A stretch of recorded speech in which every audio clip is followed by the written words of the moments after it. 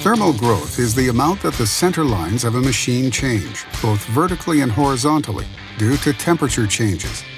This occurs because as the temperature of the machine rises, the metal expands.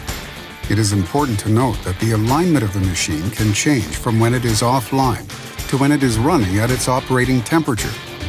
During the shaft alignment process, this change in temperature will need to be accounted for, otherwise misalignment will occur. In order to calculate thermal growth, there are three pieces of information that we need to know. 1. The differential temperature of the material being treated, delta T. 2. The linear dimension of the material being calculated, L. And 3. The coefficient of linear thermal expansion, C.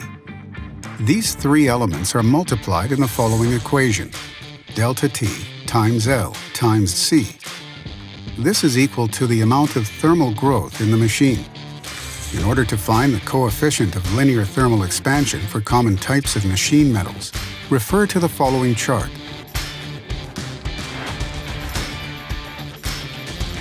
Thermal growth is not calculated by the fluid temperature. It is calculated by the pump casing temperature, which is holding the pump shaft up.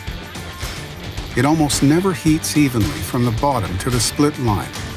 In order to calculate this temperature, you must make an estimated calculation of the thermal growth by sampling the temperature in several places and getting an average temperature.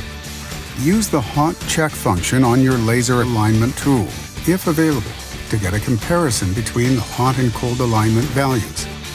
Use a dynamic measuring process, such as fixture lasers OL2R, offline to running system, to get an extremely accurate measurement of thermal growth, which would also include dynamic factors, such as piping changes. Lastly, in order to check the linear dimension of the material being calculated, L, you need to measure the distance to the shaft center line in inches.